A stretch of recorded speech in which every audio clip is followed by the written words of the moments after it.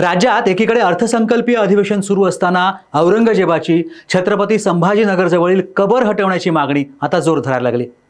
विश्व हिंदू परिषदेने आता यात उडी घेत सोमवारी म्हणजे 17 मार्च रोजी राज्यभरात आंदोलन सुरू केलं आणि आपली मागणी मान्य न झाल्यास कारसेवकांना या आंदोलनात सहभागी करून घेतलं जाईल असा इशारा दिलाय। संभाजी ब्रिगेडचे मिलिंद एकबोटे यांच्यासहित काही लोकांना जिल्हा बंदी सुद्धा करण्यात आलेली आहे। औरंगजेबाची कबर आणि त्याभोवती सुरू झालेलं राजकारण या विषयावरती आज आपण या व्हिडिओच्या माध्यमातून बोलणार आहोतच। ही कबर हटवणं राज्य सरकारसाठी अशक्यप्राय गोष्ट का आहे आणि ही कबर हटवल्यास जगभरात भारताची प्रतिमा कशी डागाळली जाऊ शकते यावरती आपल्याला या व्हिडिओच्या माध्यमातून सविस्तरपणे बोलायचंय। मात्र त्यापूर्वी कृपया घेऊन टाक या तुमच्या चॅनलला सबस्क्राइब करा, व्हिडिओला लाईक करा आणि नवे व्हिडिओ पाहण्यासाठी कृपया बेल आयकॉनवरती क्लिक करा। नमस्कार, मी दिलीप आणि कॅमेरा मागे आहे अमेय भिवंडीकर। अब्दुल मुझफ्फर मुहिउद्दीन मोहम्मद औरंगजेब असा उल्लेख असणारी पाटी किंवा मजार मुघल सम्राट शहनशाह हजरत औरंगजेब आलमगीर अशी पाटी आपल्याला औरंगजेबाच्या कबरी बाहेर पाहायला मिळते। ही कबर आहे छत्रपती संभाजीनगर जवळच्या अवघ्या 20 किलोमीटर अंतरावर असलेल्या खुलताबाद इथं। हीच कबर आज देशाचं केंद्रस्थान बनली आहे, ते या कबरीवरून होत असणाऱ्या राजकारणामुळे।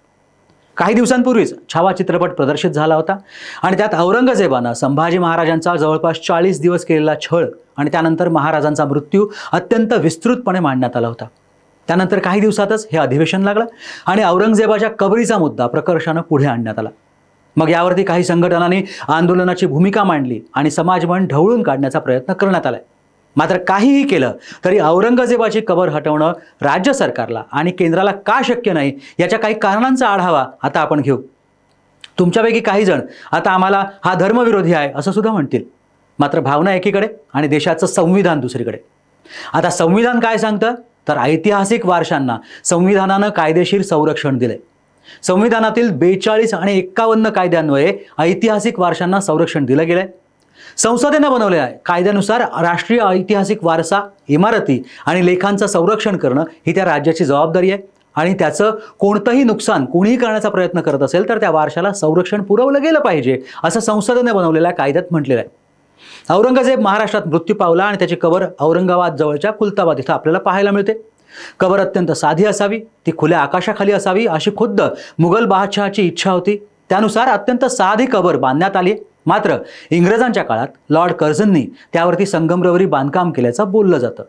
आता ही कबर हटवण्यावरून जो वाद निर्माण झालाय त्याचं काय तर आता आपण त्यावरही सविस्तरपणे बोलूया। ही कबर हटवता का येऊ शकत नाही किंवा शकणार नाही याचे कारण काय तर सगळ्यात पहिलं कारण म्हणजे काँग्रेसच्या काळात या कबरीला पुरातत्व विभागाचं मिळालेलं संरक्षण। ही कबर ऐतिहासिक वास्तू म्हणून जतन करण्यात आली आणि त्यामुळे या कबरीला पुरातत्व विभागाकडे सुपूर्द करण्यात आले। भारतातील ऐतिहासिक वारशांच्या जतनाचं काम पुरातत्व विभागाकडे आहे। या ऐतिहासिक वारशांना संरक्षण मिळालेलं आहे। 2014 पर्यंत देशात 3650 ऐतिहासिक वारसा स्थळं आहेत जी पुरातत्व विभागाच्या अखत्यारीत येतात। दुसरं म्हणजे औरंगजेबाच्या कबरीला ancient monuments and archaeological sites and remains act 1958 द्वारे संरक्षण मिळालंय।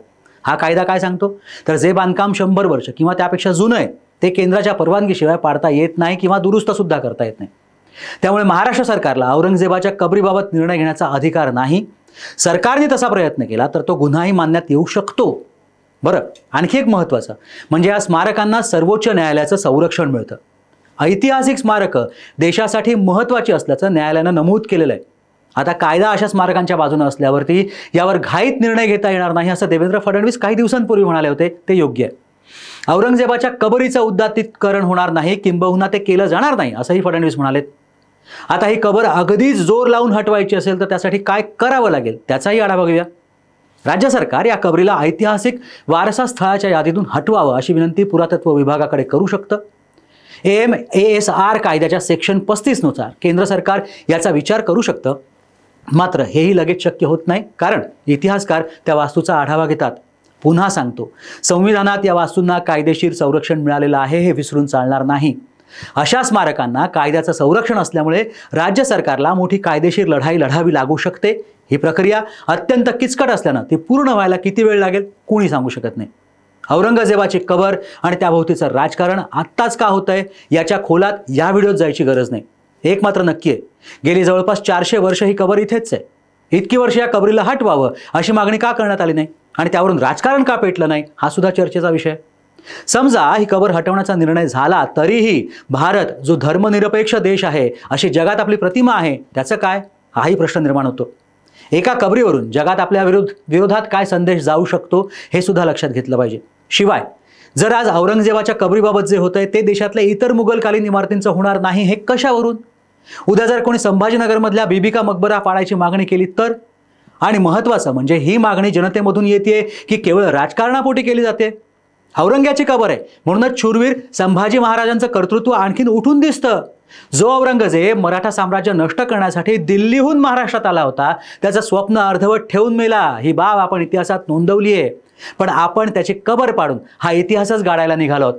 कायद्याचं मजबूत संरक्षण, पुरातत्व विभागाचं अशा ऐतिहासिक वास्तूंवर असलेलं नियंत्रण पाहता कबर हटवण्याचा निर्णय सध्या तरी अशक्य वाटतो. मात्र राजकारणात काही येऊ शकतं हे सुद्धा लक्षात ठेवायला लागेल. औरंगजेबाची कबर राज्यातनं हटवावी असं तुम्हाला वाटतं का? कायद्याचं संरक्षण पाहता ते शक्य आहे असं तुम्हाला वाटतं का? व्हा व्यक्त घेऊन टाकच्या कमेंट बॉक्समध्ये. कृपया घेऊन टाक या तुमच्या चॅनलला सबस्क्राईब करा आणि हा व्हिडिओ शेवटपर्यंत पाहिलात त्याबद्दल धन्यवाद.